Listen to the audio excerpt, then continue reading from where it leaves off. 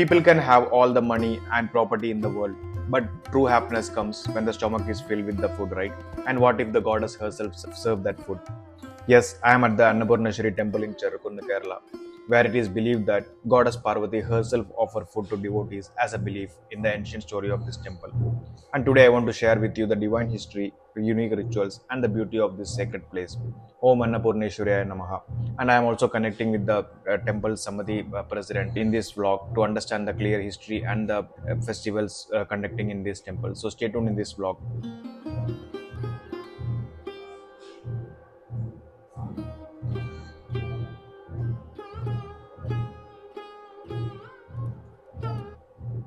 So here, rituals and traditions are alive every day. One of the most special practices is the Annadanam, serving food to devotees not once but twice a day. And there's a beautiful tradition where the banana leaf used for serving is cut freshly before the meals, and that is also a true ritual here. Perhaps this is the only temple where devotees receive Annadanam inside the Chuttambalam, that is inner courtyard itself. But this happens only after the Ucha Puja, that is a midday puja, and it is believed that the responsibility of feeding is taken care of directly by the goddess Annapurneshwari itself, as per the temple tradition. And just near the Chuttambalam is the Agrashala, the temple dining hall. Local belief says that the goddess presence here is too. And there's a famous story that one day Vilambalal Swami came to the temple and did not see the goddess inside the main sanctum. Later, he saw her in the Agrasala, personally serving food to the devotees. And from that day, she has also been lovingly called as Agrasala Devi. And the belief here is strong. In Charagunna location, no one should go without food in the ancient days. And it is also believed that this temple is one of the 108 Durgalayam consecrated by Lord Parashurama itself. And in the past, this place was also known as the Vishnu temple. But with the goddess Annapurneshwari as the main deity here, the temple became famous in her name. And in this temple, you can see Lord Krishna and Annapurneshwari, the two main deity inside this main Chittambalam. That is truly make this temple unique. And here, the idol of the Annapurneshwari here is depicted in a beautiful way. In one hand, she holds the ladle to serve food, and in other hand, she holds the food itself. A perfect image of nourishment, care, and divine generosity.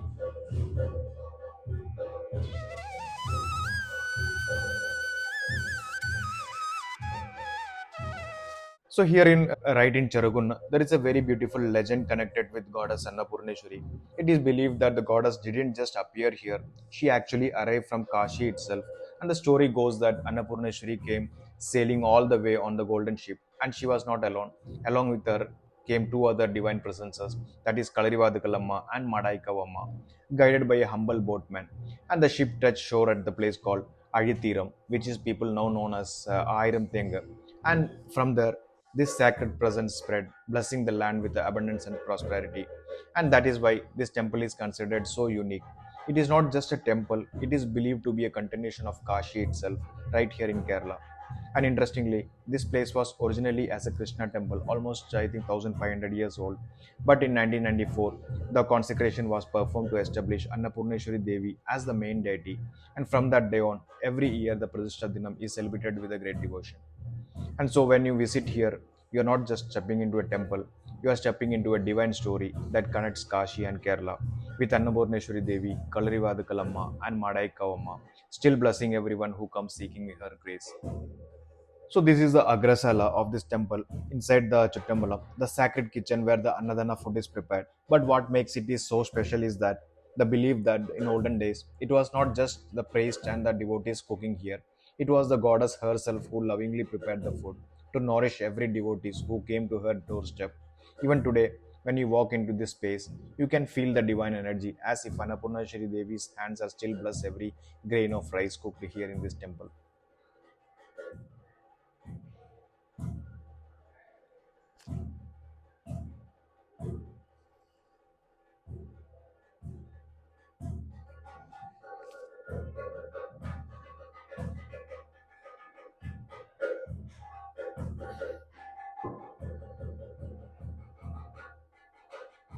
And this is the Annadana hall, the sacred space where devotees sit together and receive the blessed meal. It is more than just a food, it's a Amma's prasad, shared equally among everyone, reminding us that in her eyes all are one.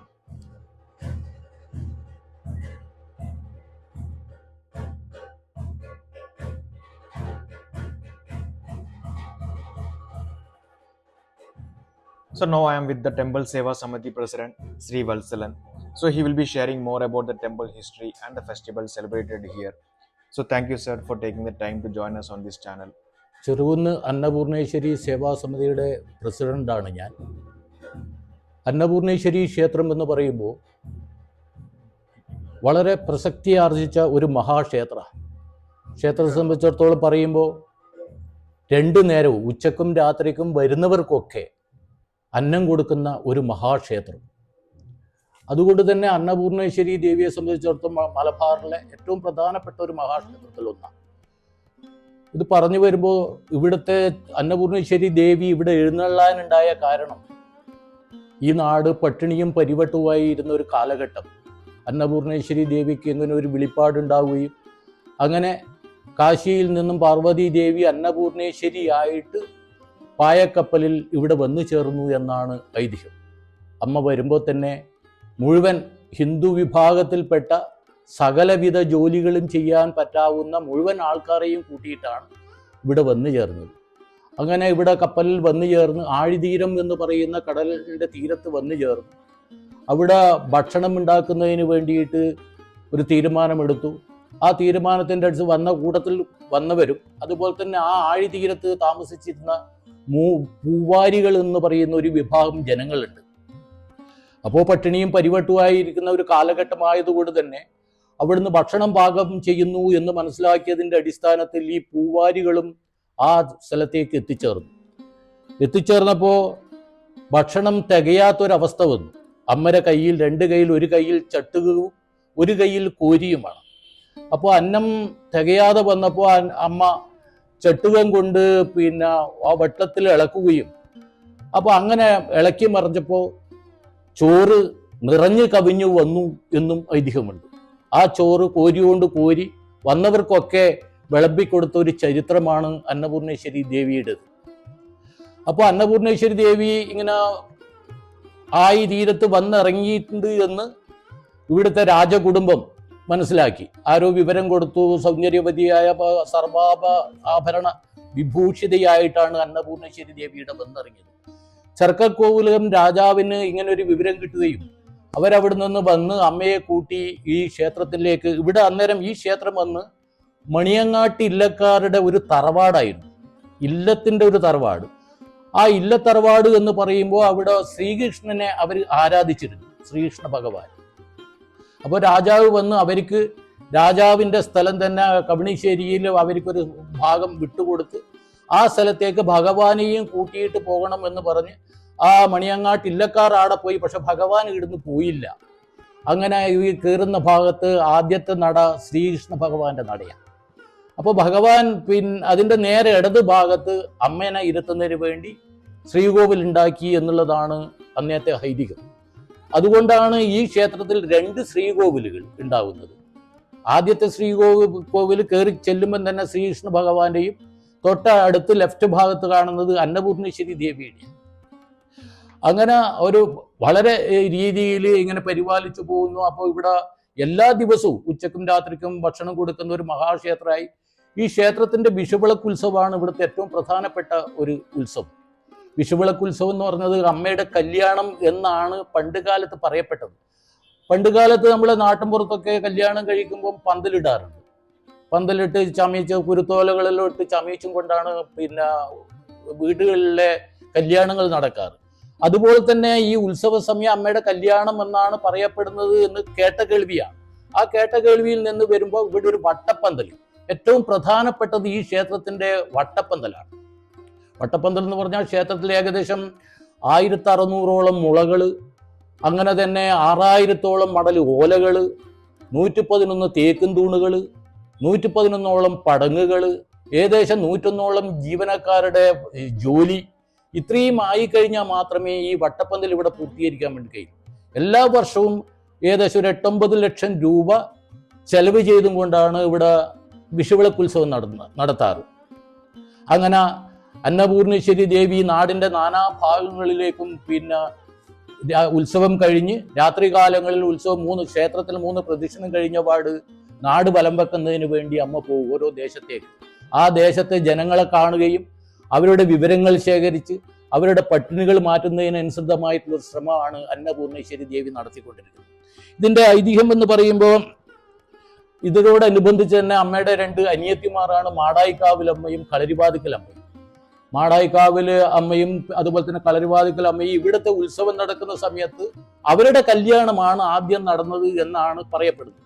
അപ്പൊ അങ്ങനെ കല്യാണം നടക്കുന്ന സമയത്ത് അച്ഛനോട് അമ്മ ചോദിച്ചു പോലും എനക്കിടുന്ന ആഭരണം കിട്ടുക, എനക്ക് ആഭരണം വേണ്ടേ, എൻ്റെ കല്യാണത്തിന് ആഭരണം വേണ്ടേ എന്ന് പറഞ്ഞപ്പോൾ അന്നേരത്തെ അപ്പൻ അമ്മയോട് പറഞ്ഞത്, നിന്റെ കല്യാണത്തിന് അനിയത്തിമാർ 2 സ്ഥലത്തു നിന്നും ആഭരണങ്ങൾ കൊണ്ടുതരുന്ന, അതിൻ്റെ ആ രീതിക്കനുസരിച്ച് ഇന്ന് മാടായിക്കാവുന്നും കളരിവാതിക്കുന്നും ഉത്സവം നടക്കുന്നതിൻ്റെ തലേ ദിവസം തന്നെ തിരുവാഭരണവുമായിട്ട് അവിടുത്തെ ആൾക്കാർ ഇവിടെ വന്ന് എത്തിക്കാറുണ്ട്. അത് ഉത്സവം കഴിഞ്ഞ ശേഷം വീണ്ടും തിരിച്ച് അവർ വാങ്ങിയിട്ട് അവിടെ ക്ഷേത്രത്തിൽ കൊണ്ടുപോയി വെക്കാറാണ് പതിവ്.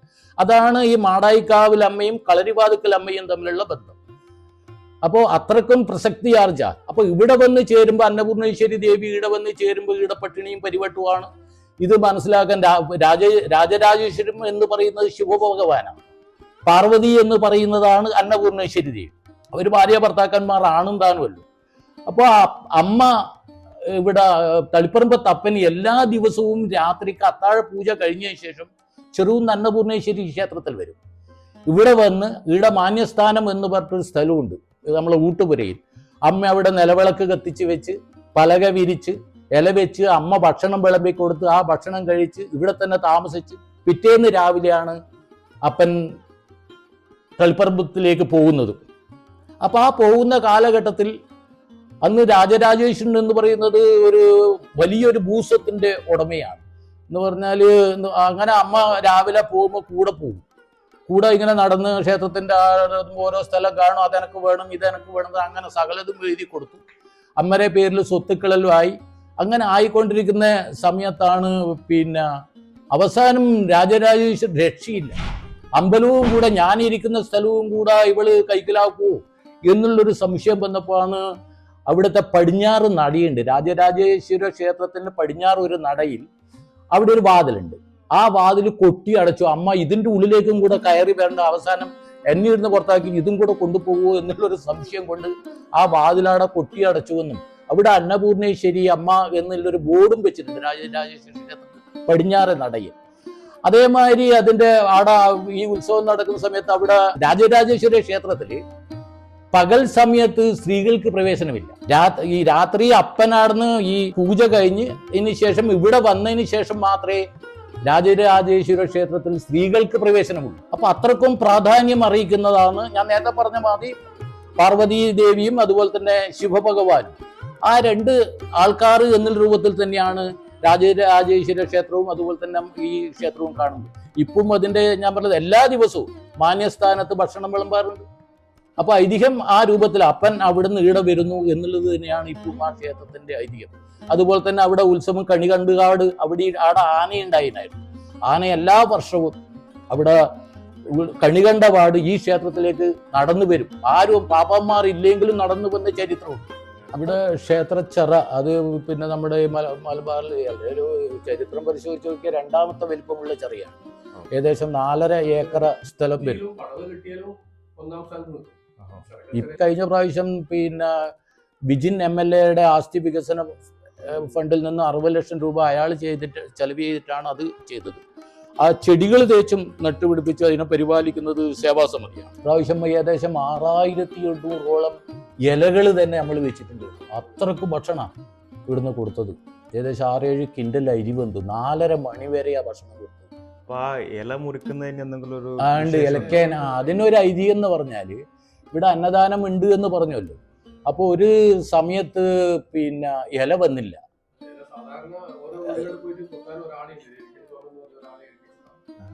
അപ്പോൾ ഇലക്കൻ കോമൻ എന്നാണ് അയാളുടെ പേര്. അയാളാണ് സ്ഥിരമായിട്ട് ഇവിടെ ഇല എത്തിക്കാറ്. ആ ഒരു സമയത്ത് പിന്നെ ഇയാളെ കാണുന്നില്ല, ഇലേനെ വെക്കേണ്ട സമയം കഴിഞ്ഞു.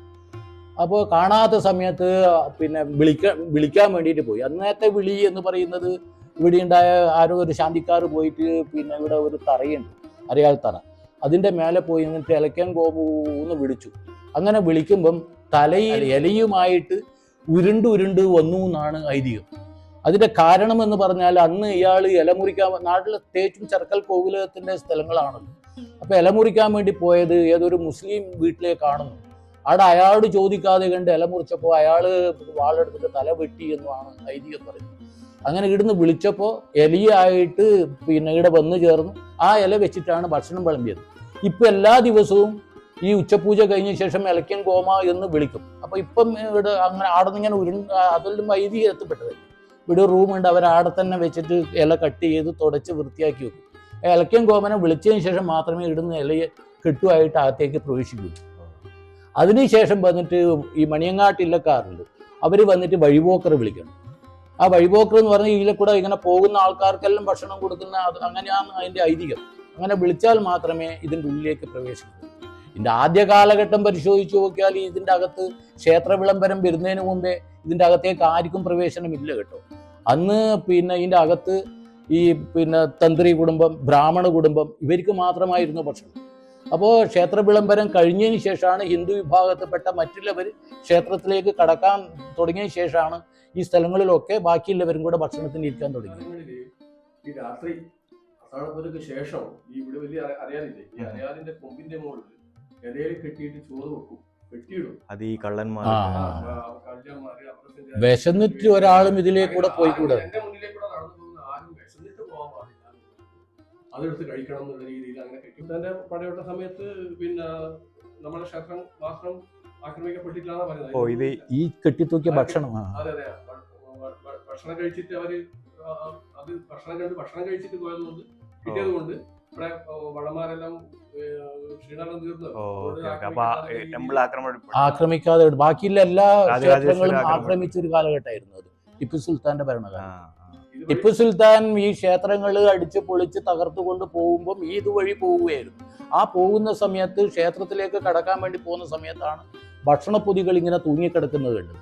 ആ ഭക്ഷണപ്പൊതികൾ തേച്ചും ഇവർ ഭക്ഷിച്ച് അങ്ങനെ ഈ ക്ഷേത്രത്തിനെ ആക്രമിക്കാതെ കണ്ട് പോയി എന്നാണ് ഐതിഹ്യം പറയുന്നത്. പൂജകൾ ഭംഗിയായിട്ട് എല്ലാ പൂജകളും നടക്കുന്നുണ്ട്. മന്ദിരടി പൂജ നടക്കുന്നു, ഭക്ഷണം 2 നേരം ഭക്ഷണം കൊടുക്കുന്നുണ്ട്.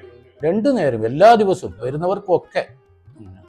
മുണ്ടുകൊടുത്തിട്ടേ ഉള്ളിൽ പോകാൻ പറ്റും. ഉള്ളില് അത്രയേ പറ്റൂല. ആ ആചാരം ഇതുവരെയും അത് അറിയിട്ടില്ല. സ്ത്രീകളിത് മാറിയിട്ട് ചുരിദാർ ഇട്ടിട്ട് കയറാമെന്നുള്ളൊരു രീതി വന്നിട്ടായിരുന്നു. അതിപ്പോൾ ദേവസ്വം ഇത് തന്ത്രി കുടുംബമുണ്ട് ഈ ക്ഷേത്രത്തിന്. താന്ത്രിക കുടുംബം ഇളയടത്തും മേലയിടത്തും എന്നും പറഞ്ഞിട്ട് 2 തന്ത്രി കുടുംബങ്ങൾ, ഏട്ടനും അനിയനും മാറാം. കാട്ടുമാടം, ഇളയടത്തും മൂത്തയിടത്തും, ആ 2 കുടുംബങ്ങളാണ് ഈ ക്ഷേത്രത്തിൻ്റെ ഭരണാധികാരികൾ. ഇപ്പം ഇളയയിടത്ത് ഇല്ലക്കാർ മാത്രം വരുന്നത്. മൂത്തയിടത്തുനിന്ന് അവരുടെ അച്ഛനും മകനും മരിച്ചു, മകൻ്റെ ഒരു മകനുണ്ട്, അവനും ഇവിടെ വിശേഷാൽ എന്തെങ്കിലും ഉണ്ടെങ്കിൽ അന്നേരം അവരും വരും. അങ്ങനെയാണ് ഇവിടെ നടത്തുന്നത്. അവർക്ക് മാത്രമേ ഈ താന്ത്രിക കുടുംബത്തിന് മറ്റു വഴി വരില്ല. അതേമാതിരി മേശാന്തി കുടുംബം 2 കുടുംബങ്ങളാണ്. ആ 2 കുടുംബത്തിന് താഴ്വഴികളായിട്ടേ ഇവിടെ ക്ഷേത്രത്തിൽ പൂജ നടത്താനും പറ്റും. മറ്റു വേറെ ഒരു ശാന്തിക്കാരനെ കൊണ്ടുവന്നിട്ട് പൂജ നടത്താൻ വേണ്ടി പറ്റില്ല. അതൊക്കെ പണ്ടേ പട്ടോലയിൽ എഴുതപ്പെട്ട രീതിയാണ്. So there is also a unique belief about this temple. During the time of Tipu Sultan, while many temples across this Kerala faced attacks, and the Annapurneshwari temple here at Cheragunnu is said to have been spared, because the story goes that in those days, the food packets were tied to this sacred people tree as offering, even for the strangers or travelers who might pass by. And when Tipu Sultan's army marched through this land, they noticed the food hanging from the tree. Hungry, the soldier took it and ate then, and they simply moved on, so leaving the temple untouched. So devotees believe it was the divine grace of goddess Annapurneshwari, the one who nourishes all being, that protected this temple from the harm. And here the festival is on the mid-April as the Malayalam month of Madam arrives, and the temple comes alive with the Vishu Vilakkulsavam, a luminous week of ritual, community and light. 7 days of devotion ending in a vibrant celebration of hope and abundance. So as we close this walk in the presence of Annapurneshwari, may her blessing fill our heart. May we be nourished not only in the body, but in the kindness, compassion and gratitude. Thank you for joining me on the sacred journey. See you in the next spiritual journey. Sandeep signing off. Take care and stay tuned.